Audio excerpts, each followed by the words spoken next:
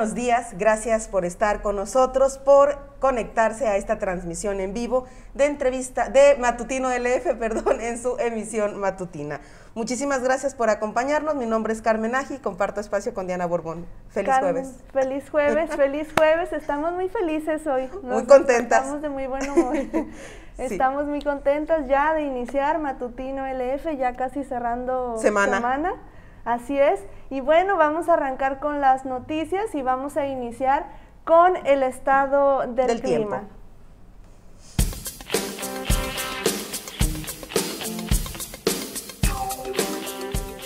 El Servicio Meteorológico Nacional de la Conagua le informa el pronóstico del tiempo. Este día, el Frente Frío número 2 se extenderá sobre el norte y noreste de México e interaccionará con un canal de baja presión, originando lluvias muy fuertes e intensas en las regiones mencionadas.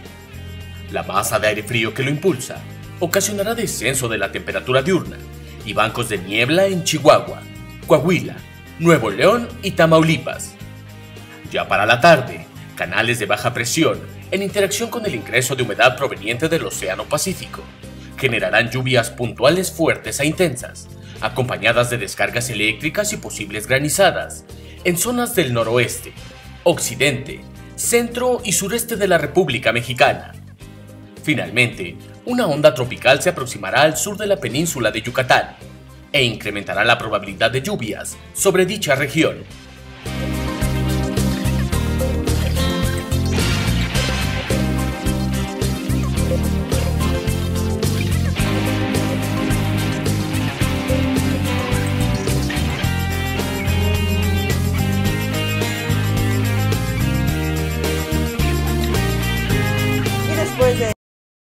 Información, vamos con información nacional. Ayer fue un día importante porque se dio a conocer el presupuesto de egresos para el próximo ejercicio fiscal y cómo etiquetó el gobierno federal estos recursos en los estados del país. Pues lo que les digo es que Jalisco no resultó muy favorecido con este presupuesto federal. No se contempla en el presupuesto del próximo año recursos para la línea 4 y tampoco para el Peribús.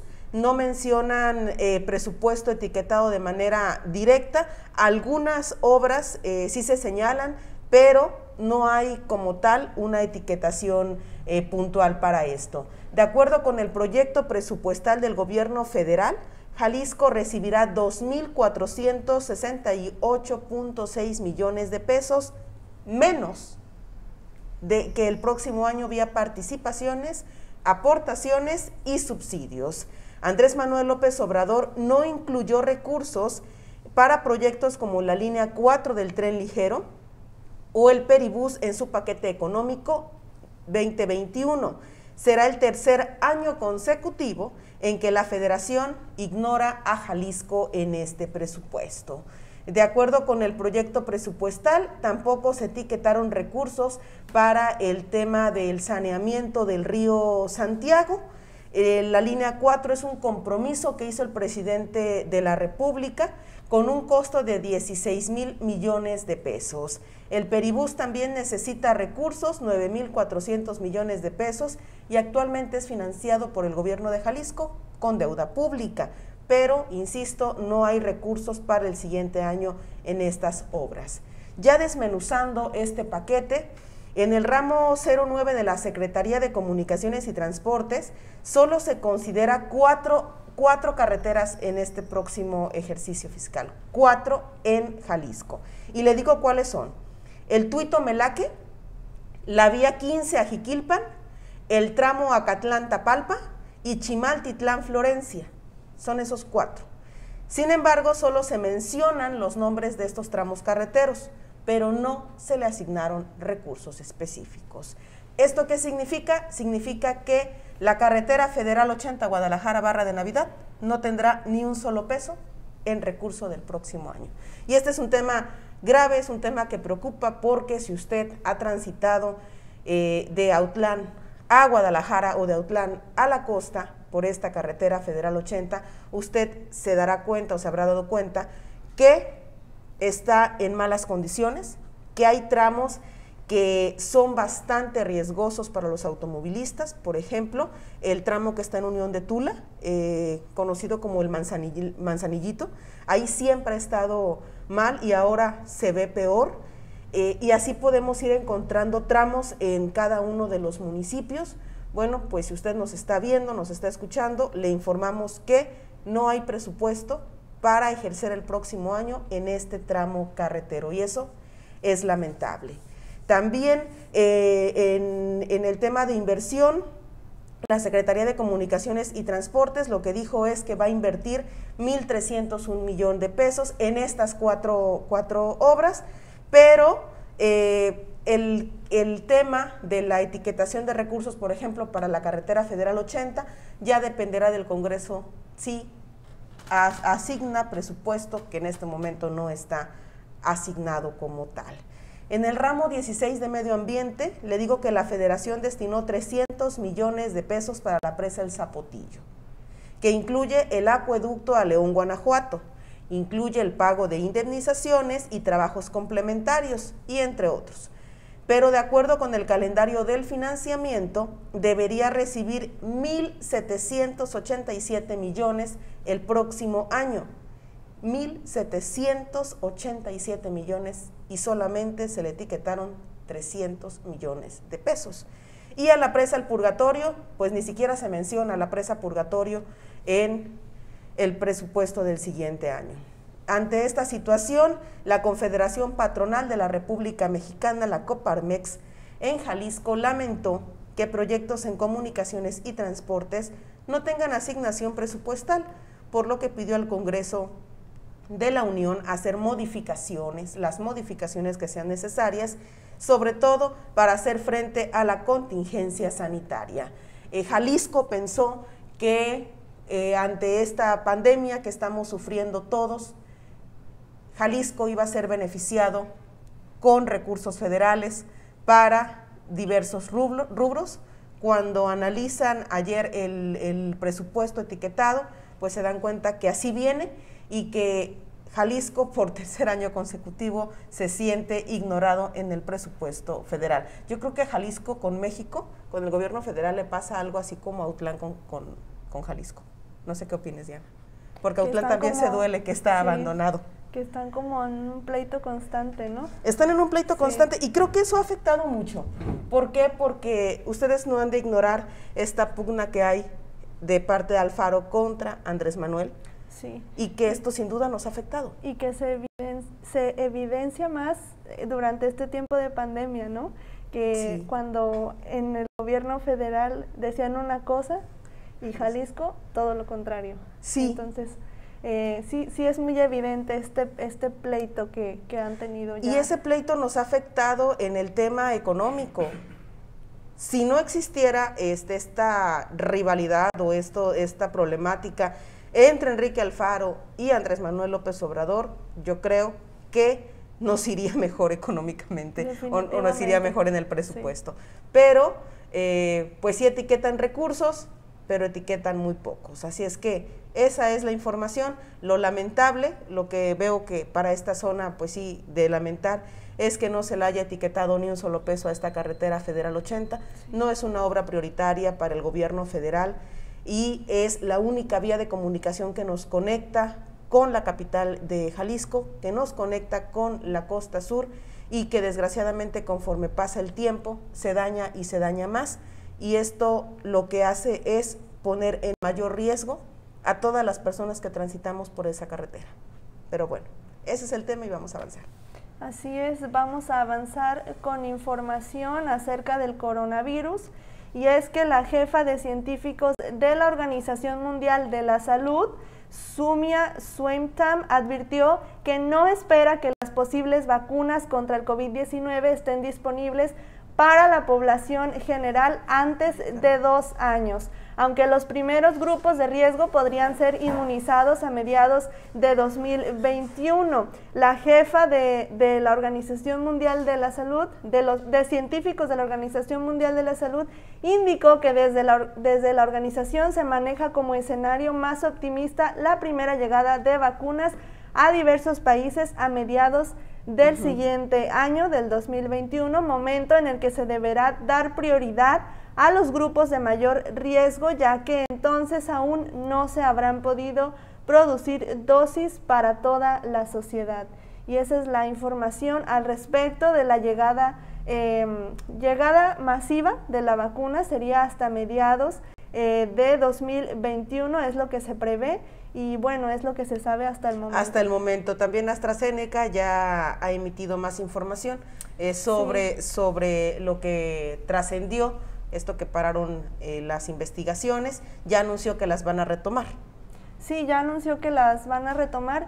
Incluso, bueno, la información que se estaba manejando es que la persona que tuvo estas reacciones, me parece reacciones en los intestinos, algo así.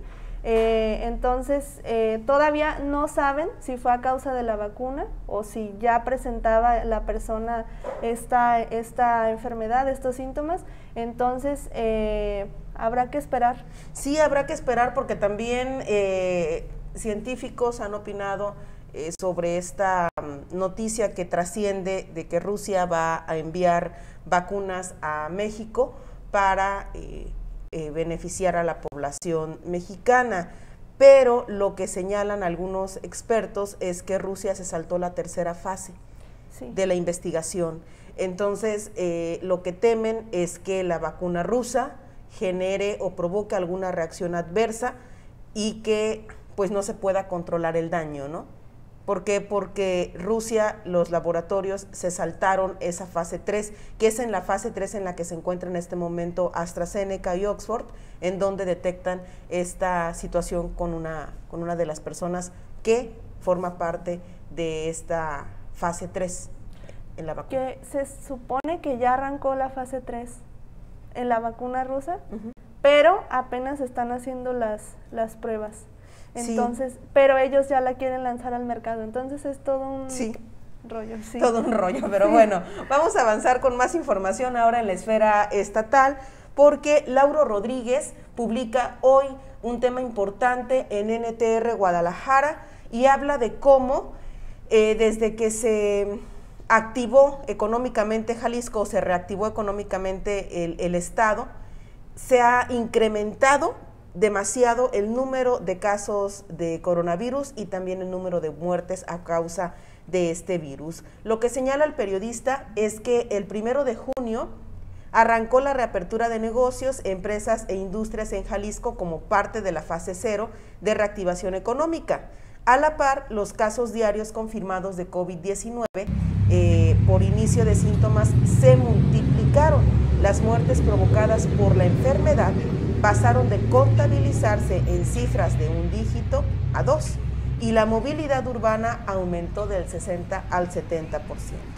De acuerdo con datos abiertos del modelo Radar Jalisco, antes del 31 de mayo, solo en un día se habían superado los 300 casos confirmados por inicio de síntomas y a partir del 1 de junio no ha habido día en que haya menos de 300 contagios. Siempre ha habido más de esa cantidad. La misma base de datos también refiere que durante junio los lunes fueron los días con más casos del nuevo coronavirus, por inicio de síntomas, aclaro. En todos los inicios de semana de ese mes se superaron los 500 contagios. Para julio, justo el día 6 de julio, el panorama empeoró para el estado, pues el número de casos de COVID-19 pasó a más de 500 por día. En el mismo mes, en 3 días se alcanzaron cifras récord de casos. El 13 de julio hubo 832, el 20, 987 y el 27 de julio 920. Para agosto la tendencia se mantuvo y al día no hubo menos de 500 casos. Incluso hubo registros que superaron los 800 casos. En términos globales, a lo que concluimos es que en mayo Jalisco detectó 4.086 casos de COVID-19 con inicio de síntomas. En junio, ya con la reactivación comenzada, se registraron 13.315.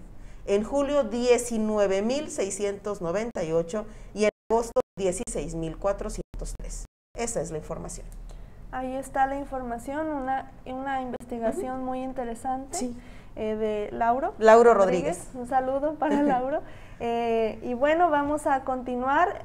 Tenemos una información que es una información lamentable, y es que Afra Jacqueline Ochoa López murió el día de ayer en un hospital de la zona metropolitana de Guadalajara. Afra sufrió un accidente carretero el pasado sábado de este fin de semana en la carretera federal 80, Barra de Navidad, en el tramo conocido como Ejido Modelo en Casimiro Castillo. Debido a la gravedad de sus lesiones que sufrió, fue trasladada en ambulancia aérea a la capital del estado. Afra Jacqueline Ochoa López se desempeñaba como delegada de la Secretaría del Sistema de Asistencia Social del Gobierno de Jalisco en la región 8, Costa Sur. Falleció a los 25 años de edad. Es una noticia lamentable. Enviamos condolencias a familiares y amigos. Y bueno, esta es la información. Esa es la información que trascendió. Ayer se dio a conocer y varios actores políticos, varios compañeros emitieron mensajes a la familia por esta noticia lamentable. Vamos a avanzar con información y ahora nos vamos hasta el municipio del Grullo porque Diana nos tiene información importante que trascendió ayer también. El día de ayer, en sesión extraordinaria, el gobierno municipal del Grullo anunció que fue aceptado el programa de empedrados para la reactivación económica de los municipios. Se aprobó en sesión extraordinaria y el municipio recibirá 5 millones de pesos para el empedrado, para la rehabilitación de 10 calles. De 10 calles, las voy a mencionar. Las calles son Xicoténcatl, Francisco González Bocanegra, Leopoldo López, Manuel Doblado, Xochimilco, la calle Hidalgo en la comunidad de Las Pilas, la calle Casimiro Castillo en la comunidad del Aguacate, Lázaro Cárdenas en La Laja, Allende en el Cacalote y Lázaro Cárdenas en Ayuquila. Estas son las zonas que van a estar siendo rehabilitadas. Y bueno, Carmen, llama la atención que son 5 millones. Para 10 calles. Para 10 calles, igual que el presupuesto que ya lo habíamos anunciado ayer, que fue autorizado el mismo programa aquí en el municipio de Autlán, 7 millones para rehabilitar 41 calles. Y que en el caso de Autlán, haciendo una comparación entre Autlán y el Grullo, Autlán deja fuera agencias y delegaciones. Sí. Deja fuera. Deja fuera estas agencias y estas delegaciones y concentra estos 7 millones de pesos en calles de la cabecera municipal, 41 vialidades, que son bastantes. Y en el caso del Grullo, selecciona 10 calles para que en estas se ejerzan estos 5 millones de pesos.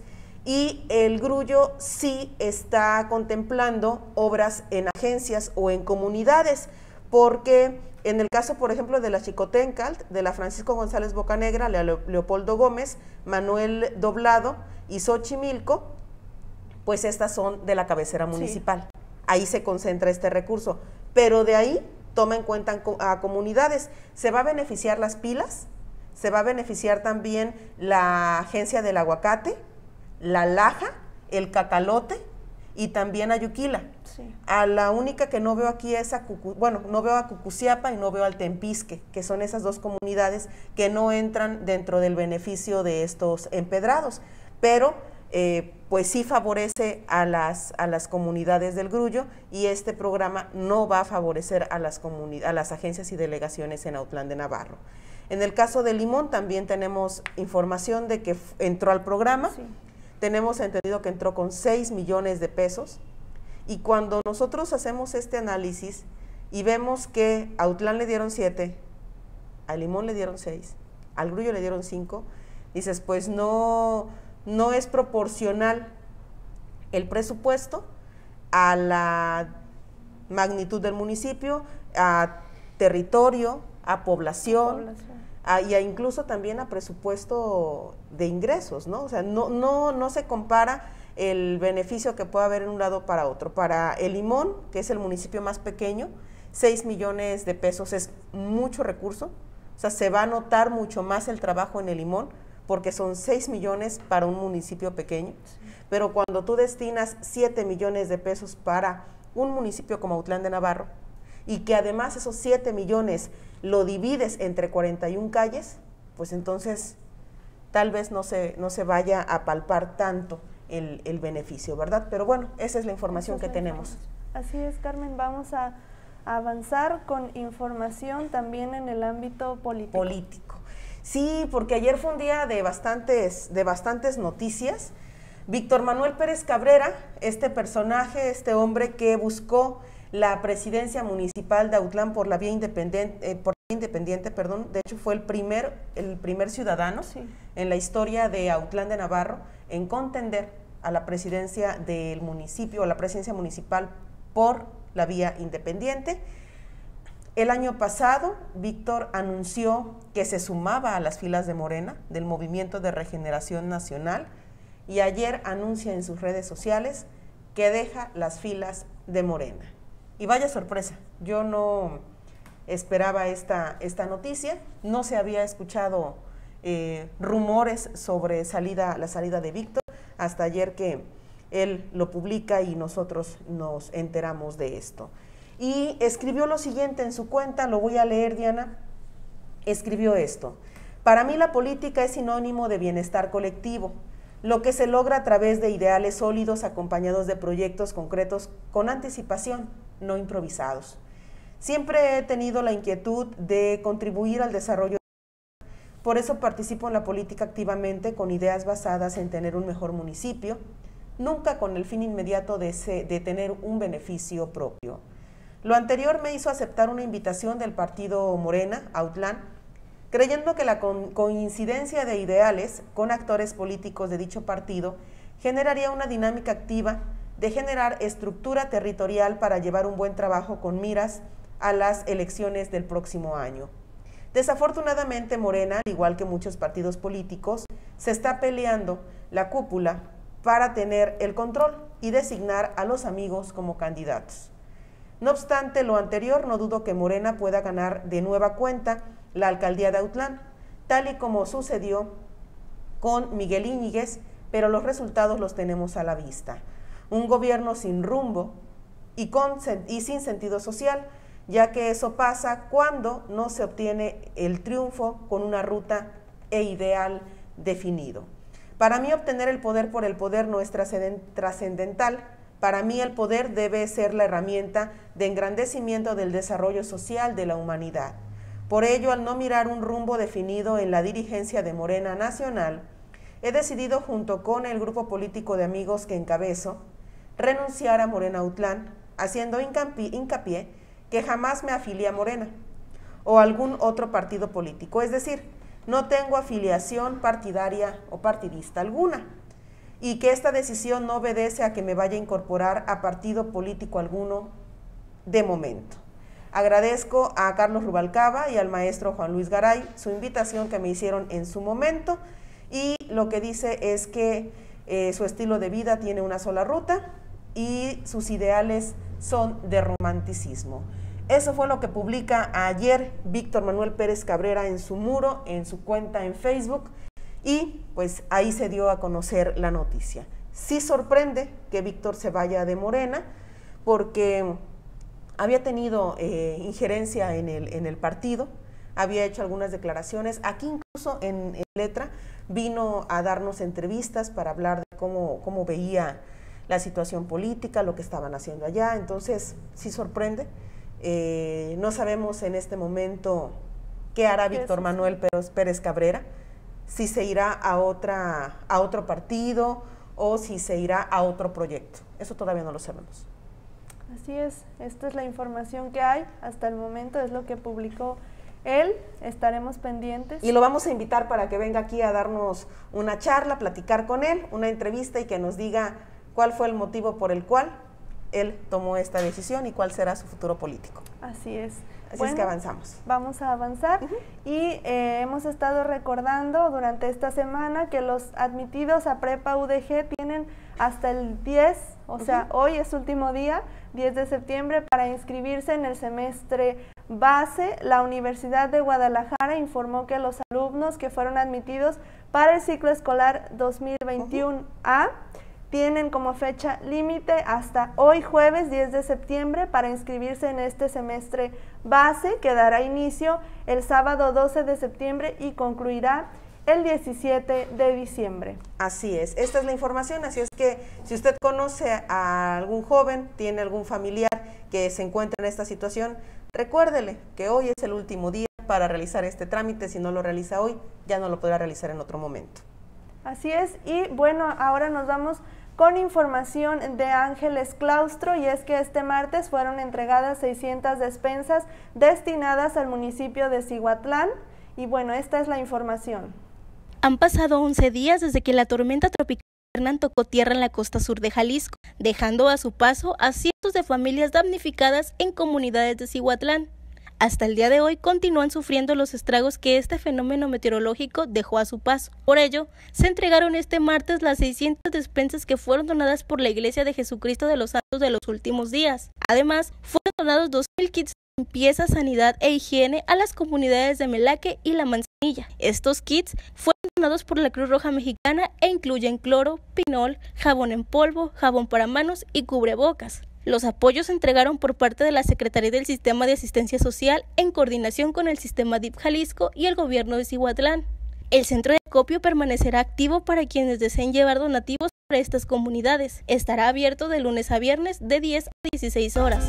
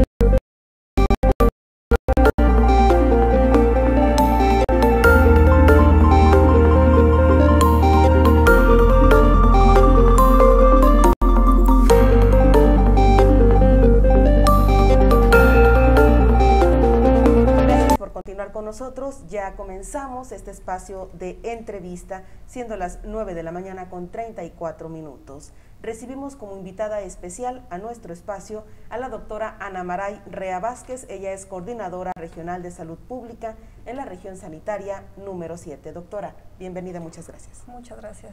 Buen día. Gracias por estar aquí. Con ella hablaremos sobre el panorama actual en la pandemia COVID-19 y la doctora responderá dudas que usted tenga. Si quiere escribirnos en esta transmisión, puede hacerlo. Jocelyn Ramírez e Israel Aguilar en operación técnica nos hará el favor de compartir estos mensajes para que nosotros se los hagamos llegar a la doctora que se encuentra con nosotros. Y doctora, me gustaría comenzar preguntándole precisamente ¿cuál es el panorama que tenemos ahora en la región sanitaria número 7? Bien, pues ya se habrán dado cuenta, los casos han ido en aumento, lejos de disminuir. Ya en la región, ahora sí podemos decir que en todos los municipios tenemos al menos un caso confirmado. Hubo 2 municipios que hasta hace algunos días todavía no tenían ningún caso confirmado. Sí nos extrañaba un poquito porque sabemos pues de la movilidad que hay entre los diferentes lugares. Entonces, bueno, este es reflejo pues de lo que hemos hecho, o más bien hemos dejado de hacer en relación a esta situación. Hasta el día de ayer, 9 de septiembre, nuestro corte fue a nivel regional de 641 casos confirmados. ¿Sí? De acuerdo al sistema, ya ve que hay 2 estadísticas. Sí, de acuerdo al sistema que es el CISBER, ¿sí? Si nos vamos al sistema radar, pues obviamente superamos los 1000. Se superan por muchísimo, pero realmente sabemos que en el sistema radar se suben las pruebas rápidas, otro tipo de pruebas por diferentes laboratorios, pero lo oficial de la plataforma CISBER, que son los PCRs que mandamos nosotros al laboratorio estatal, ese es el número. Y sí, efectivamente, por ejemplo, aquí en Autlán tenemos 249 en plataforma CISBER y 358 en Radar Jalisco. Que sí. Entonces, hay una diferencia. Sí, son diferencias muy importantes. Por ejemplo, Atengo, que es de los que tiene muy poquito, son 22 por Radar, y comparado con 6 de CISBER. Entonces, sí, la diferencia es bastante amplia. Doctora, ¿sí?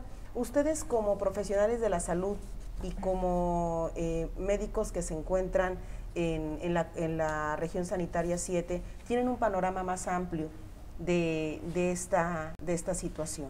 Ustedes no solamente ven lo que está pasando en Autlán, ven lo que pasa en todos los municipios de la región sanitaria. Así es. ¿El comportamiento es similar en otros municipios al comportamiento que vemos y observamos en Autlán de Navarro?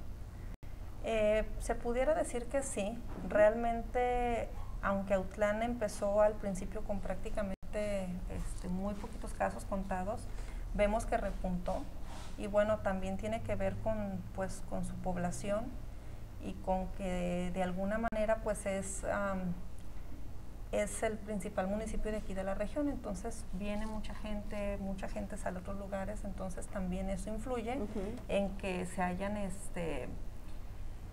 confirmado más casos. Lo ideal sería sacarlos por tasa para hacer un análisis en relación a la población. No los traigo ahorita por tasa, pero sí sería importante. No podemos comparar, por ejemplo, los 2 municipios que toqué ahorita, por poner un ejemplo, que fueron Autlán y Atengo, porque realmente la población no es comparable, ¿verdad? Sí, no es lo mismo, o la gravedad del problema no es igual, por ejemplo, tomando 10 casos en Autlán que 10 casos en Ejutla, por ejemplo. No, porque por decir, si yo digo 10 casos en Autlán, tenemos 60,000 habitantes, bueno, poquitos más, entonces si sacamos por tasa eso se diluye, ¿sí? Es tasa, no porcentaje. Si sacamos en Ejutla, por ejemplo, el que mencionaba, son arribita de 2,000 habitantes, entonces si serían 10 casos confirmados en Ejutla, entonces sí su tasa de morbilidad aumentaría muchísimo. Sí. Entonces, sí sería importante analizar cada uno de los otros factores. La movilidad, sabemos que ahorita ya se van a empezar a retomar o ya se han estado retomando algunas actividades, entonces todo esto tiene que ver. Y realmente, aparte de interesar los casos confirmados, pues hay que ver que hay casos confirmados, porque por ejemplo, si confirmamos un caso ahorita PCR, sabemos que es la enfermedad activa, pero ¿cuántas veces pasa que decimos por X situación llegan a hacer pruebas rápidas? Y bueno, salí positivo, pero salí positivo a memoria, IgG. Quiere ¿Qué decir significa? Que ya tuviste la enfermedad, ¿sí? Que no estás en fase activa, ¿sí? Pero a lo mejor no te diste cuenta porque quizá te hicieron la prueba por X situación, porque llegaron a hacer un muestreo. Pero ¿cuántas personas infectaste y no te diste cuenta? Entonces, realmente aquí es recalcar en todo momento el estarnos protegiendo, porque no sabemos realmente ni dónde ni con quién nos podemos contagiar. A lo mejor yo puedo decir, bueno, no he salido, no he tenido síntomas, pero a lo mejor estamos asintomáticos, ¿verdad? Y sí podemos contagiar. Doctora, hay una duda que muchas personas tienen y es referente precisamente a las pruebas. Sí. ¿Cuáles son los criterios que están tomando para realizar una prueba? Porque hay personas que sí están presentando síntomas, pero es muy difícil acceder a las pruebas. Entonces, ¿cuáles son esos criterios que ustedes están tomando? Mire, en las unidades hospitalarias, el 100% de pacientes que llegan a hospitalización se tienen que muestrear por problemas respiratorios, independientemente de que cumplan o no. Si tienen problemas respiratorios, se toma la muestra y se toma por PCR. En lo ambulatorio, tenemos que tener en cuenta muy bien los periodos de la enfermedad, porque por ejemplo, para un PCR lo ideal es aíslan el virus, que esa muestra se tome dentro de los primeros 5, máximo 7 días del primer síntoma.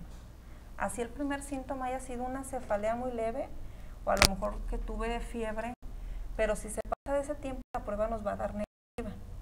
Entonces va a ser un recurso desperdiciado, obviamente.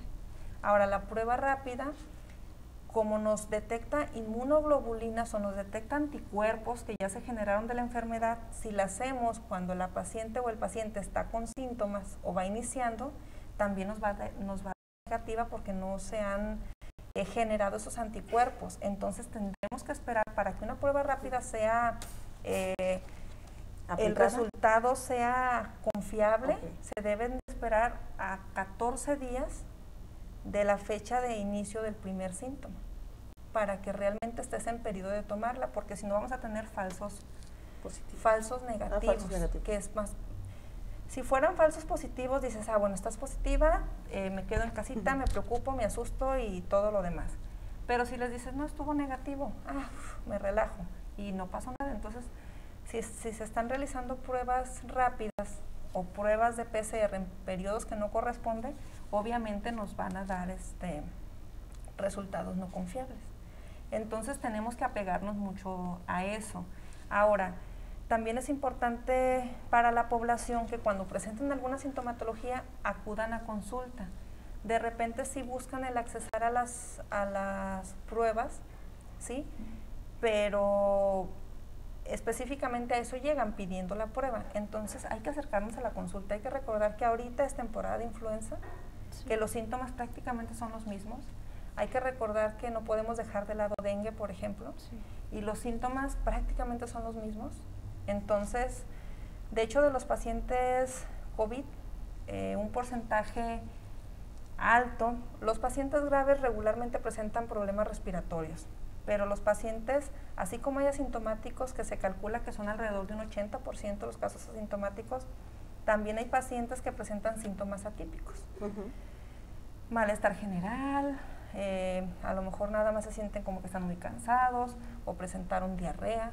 Ha habido muchos casos que se han presentado simple y sencillamente con diarrea, ha sido el único síntoma, más malestar general.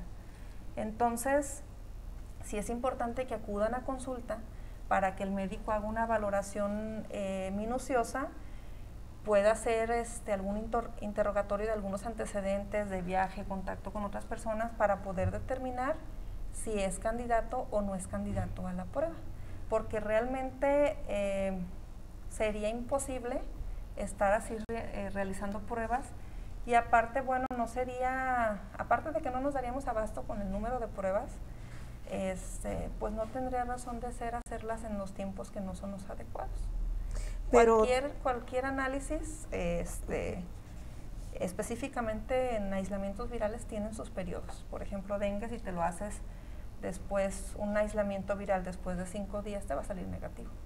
Okay. Entonces, todo eso hay que doctora, tomar en tenemos reportes y quejas de parte de ciudadanos que aseguran tener 3 o incluso hasta 5 síntomas de la enfermedad, haber acudido al Instituto Mexicano del Seguro Social, a centros de salud o al regional, y que han solicitado efectivamente que les realicen la prueba, pero les dicen que se vayan a descansar a su casa, los dejan catalogados como caso sospechoso de COVID.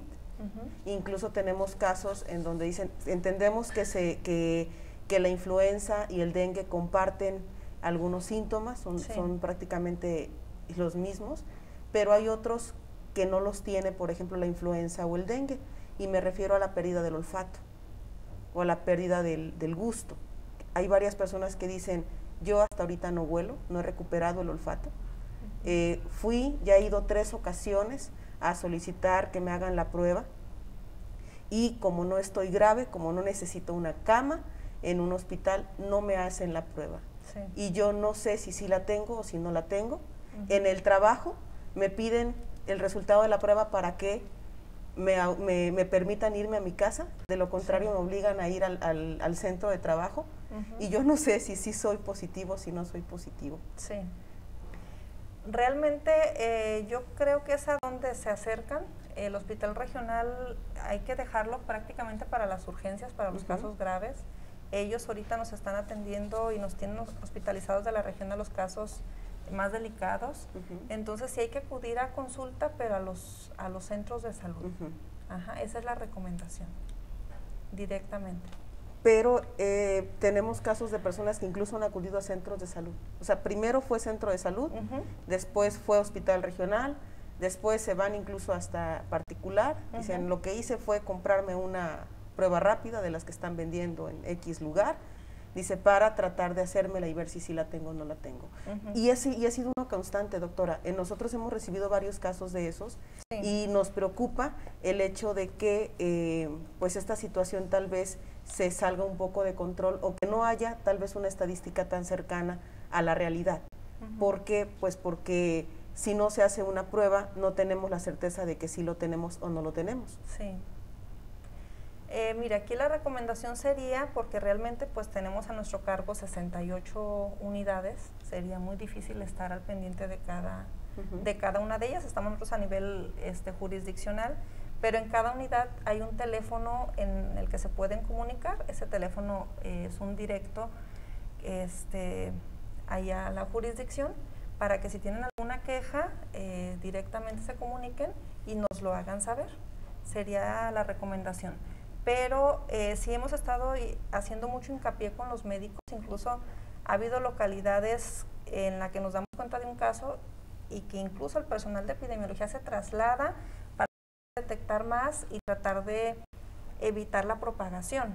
Entonces, cuando nos damos cuenta, se realizan actividades, ¿verdad? Obviamente sabemos que va a ser imposible tomarles al 100% de la población. Las PCRs no se procesan aquí en Autlán. Los aislamientos virales se tienen que enviar al estado, una parte se van hasta México. Tenemos tiempos de traslado, es complicado. Entonces, ciertamente esas pruebas a los hospitalizados, independientemente que estén graves o no graves, esas se tienen que tomar, no se les tiene por qué negar. Al paciente ambulatorio se le debe de orientar, y sobre todo que el médico le explique, o la persona que lo atienda le explique sobre los días de la enfermedad, porque también eso es muy importante. A lo mejor Ha pasado con algunos de ellos que dicen, bueno, ya está en el día 7, ya no entra para PCR, pero tampoco para prueba rápida, sabe que vayas a su casa, pero a lo mejor no le dan esa explicación. Mire, vamos a sacar cuentas a partir de inició tal día vamos agendando para que se le tome la muestra, la prueba. Entonces, yo creo que más bien va a ir por ahí la situación. Doctora, sí. ¿Usted cree que la estadística que nosotros tenemos, que vemos todos los días actualizada por las autoridades, refleja la realidad que estamos viviendo en la región sanitaria? Pues mire, difícilmente nos podemos dar cuenta de nivel jurisdiccional cómo están en otros, cómo están en las familias, cómo están en los trabajos. Le digo, cuando nos damos cuenta de algún brote en algún lugar, acudimos, se llevan a cabo muestreos, incluso por ejemplo en el operativo ahora que tuvimos por Hernán, hay que señalar también que cambió la metodología. Todos los refugios temporales era obligatorio una prueba por familia, y aquí epidemiología les estuvo realizando. Entonces, de nuestra parte hemos estado tratando de detectar lo más que se puede. Incluso les digo, aquí por radar tenemos más, algunas las suben laboratorios particulares, otras sabemos que vienen de instituciones de nivel estatal, vienen a tomar pruebas rápidas. Entonces, quizá ciertamente no puede ser lo real 100%, porque obviamente sabemos que hay gente que no va a ir a la consulta, hay personas que no creen, hay personas que se les tomó la prueba en el periodo que no era adecuado y salió positiva, ¿sí? Pero yo pienso que esto es muy importante y nos da la pauta para saber, para darnos una idea de cómo estamos. Difícilmente en la patología que sea, va a ser, ya sea por la población o por otras situaciones de logística o de llamémosle como gusten, difícilmente vamos a estar así 100%, necesitaríamos ir así como que casa por casa haciendo un cerco, pero yo creo que es lo más acertado. Y como Secretaría de Salud, le digo, hemos estado muy pendientes y bueno, se ha tenido la apertura a estar apoyando con pruebas rápidas o a darle seguimiento, brotes, así es una localidad pequeñita, pues hemos estado acudiendo. Muy bien. Doctora, bueno, ya hablábamos en un inicio, han ido aumentando los números, pero en cuanto a la ocupación de camas en los hospitales, ¿cómo vamos? ¿Se ha tenido que hacer más ampliaciones en los hospitales? Mira, actualmente seguimos con la misma logística, se puede decir. Aquí tenemos en la región 3 hospitales de primer contacto, que son Cihuatlán, La Huerta y El Grullo, y el hospital regional. Entonces, lo que se está haciendo es que los pacientes que requieren hospitalización, pero que no son graves, se quedan en los hospitales de primer contacto, ¿sí? Los pacientes graves se vienen al hospital regional de Autlán, que son a los que tenemos intubados, ¿sí?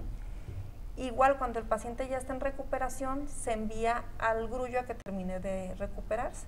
O a lo mejor en Cihuatlán o La Huerta puede haber un paciente que dentro de lo que cabe está estable, pero vemos que empieza a tener datos de que pudiera empeorar, entonces se envía mejor acá al Grullo para que esté cerca de Autlán y estarnos coordinando.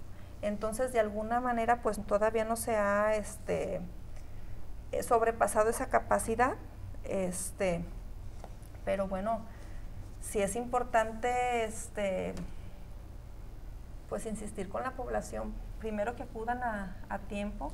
Hemos tenido algunos municipios en los que se nos han incrementado un tanto los casos graves, incluso de funciones, y cuando nos ponemos a investigar para tratar de averiguar a qué se debe o si hay algún factor específico en ese lugar, pues nos damos cuenta que a veces la persona se espera en casa hasta que ya están con síntomas un poquito más graves. Entonces es importante estar acudiendo, estarse checando y acatando las indicaciones médicas.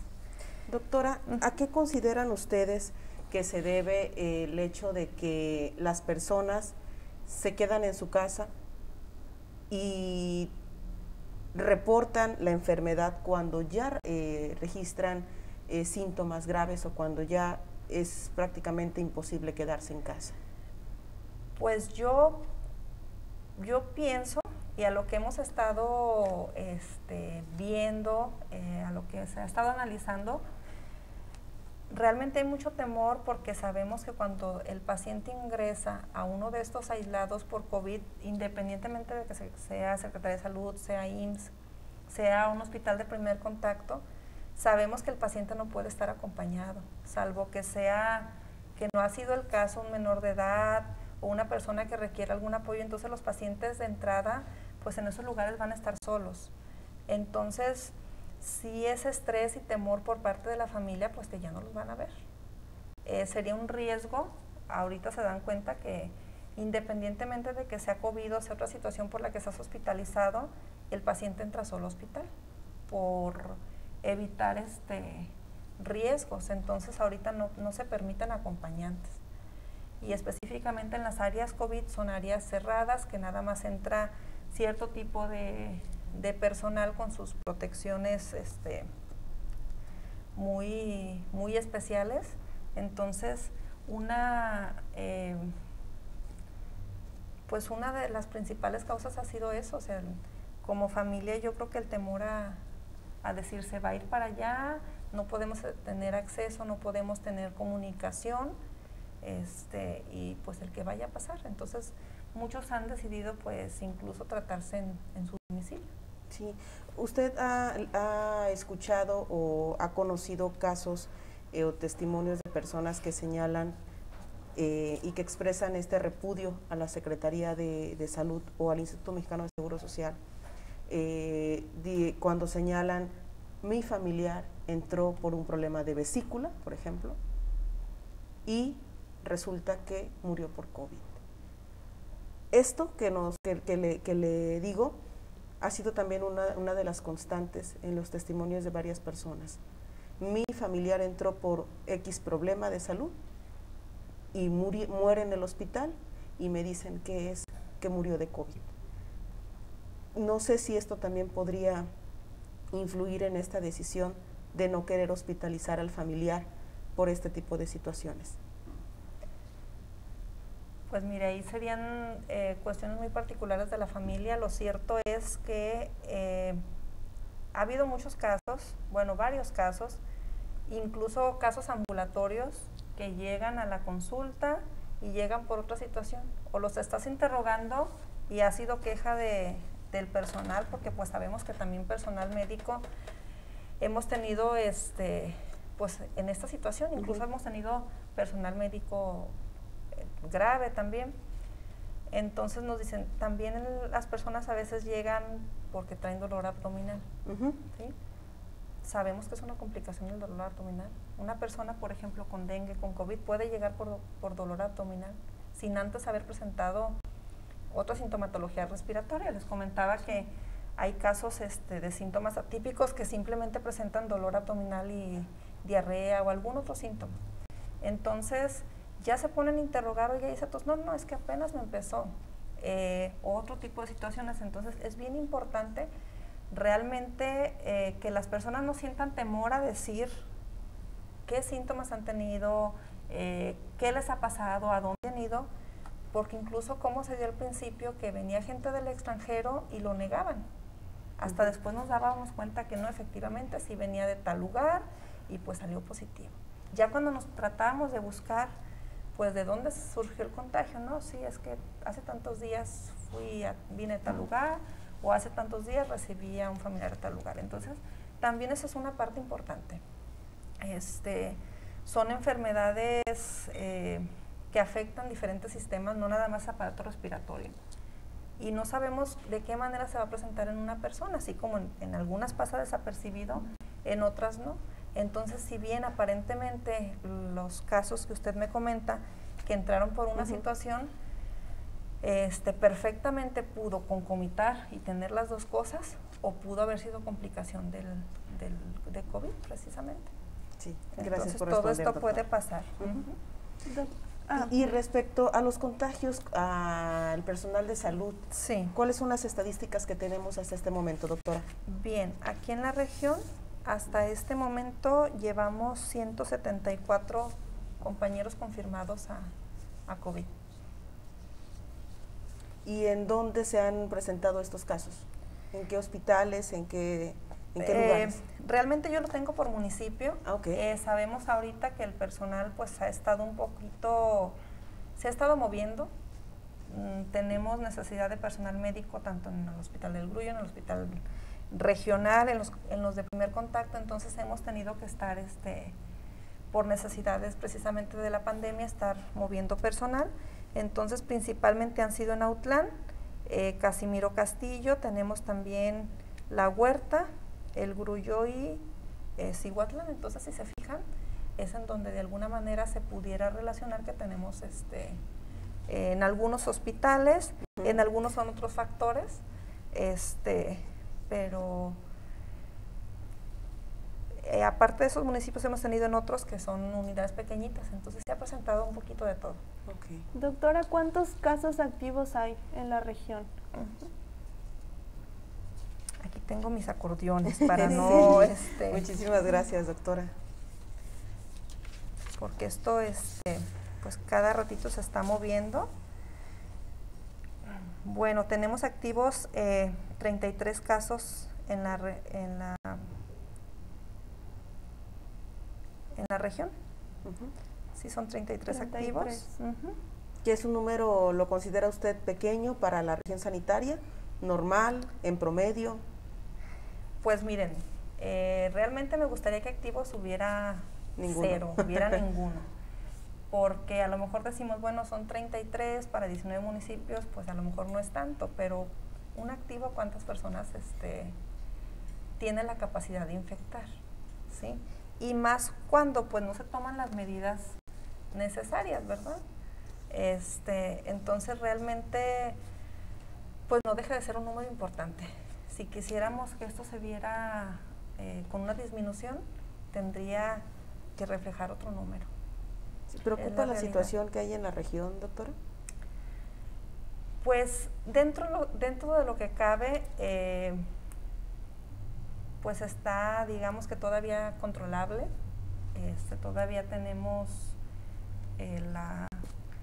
los hospitales, pues nos hemos estado coordinando. De repente sí es un poquito complicado, sobre todo para el personal, porque obviamente el personal también quiere salir de vacaciones, también se enferma, entonces sí, un poquito el estar acomodando esa logística, pero de alguna manera hemos podido salir. Preocupa el hecho de que realmente no se acaten las indicaciones, y no nada más aquí en Autlán. Sí vemos que te acercas a un lugar en donde es entrada estricta con cubrebocas y las personas sí lo traen, pero si ustedes van caminando, van en su vehículo, realmente empiezas a ver a las personas que andan caminando, no traen su cubrebocas. Entonces eso sí es lo preocupante, porque bueno, si todavía hay casos activos, tenemos que continuar cuidándonos si realmente queremos cortar esta transmisión. Sí. Sí, y que además son 33, pero hay personas, ya lo veníamos diciendo, que no dicen, a lo mejor tienen síntomas y no lo dicen, los asintomáticos. Hay muchos casos que no se pueden registrar. Así es. Por ejemplo, no sé, a lo mejor detectas una prueba, lo que pasó ahorita en la contingencia ya en Cihuatlán, ¿sí? Por familia se tenía que realizar una prueba rápida. De repente se trataba de buscar a alguien que tuviera síntomas, pero la realidad es que prácticamente estaban asintomáticos. Buscabas personas de las más vulnerables, ¿eh? Resultaron algunas positivas, obviamente a memoria, que ya pasaron la enfermedad. Pero la pregunta es, si esos que ya pasaron la enfermedad estuvieron asintomáticos, porque prácticamente ninguno de ellos reportó síntomas, estuvieron con su familia, continuaron a lo mejor trabajando, a este es el que le tomé la prueba para ver cómo estaba la situación aquí en el refugio temporal, pero cómo están los demás, qué hubiera pasado si hubiera tomado pruebas a todos los que hubieran ingresado a los refugios, ¿verdad? Entonces, es lo que insisto de los pacientes asintomáticos. Esas personas, incluso algunas de ellas eran adultos mayores y nunca reportaron tener un solo síntoma, más sin embargo salieron positivos a memoria de que ya tuvieron la enfermedad. Sí, afortunadamente, bueno, les fue muy bien, ¿verdad? Ni siquiera un síntoma para el grupo de edad en el que se encuentran, pero sí preocupante porque cuántos casos hay detrás de ese, que nadie se dio cuenta y pues que no detectamos, ¿verdad? Y no porque no lo hayamos buscado, porque pues si no presentó síntomas, obviamente no extremó precauciones, que las deberíamos extremar todos, y pues siguió contagiando de más personas. ¿Cuál es la recomendación que hace usted desde la región sanitaria número 7 a la población en general, doctora? Bueno, primeramente que continúen con sus medidas de precaución, el uso del cubrebocas, sobre todo el lavado de manos. Si no tenemos manera de lavarlas, hay que usar el gel antibacterial. Obviamente si estamos en casa o en un lugar con acceso a agua y jabón es mejor. El virus de repente a lo mejor lo podemos tocar, pero si no lo inoculamos en alguna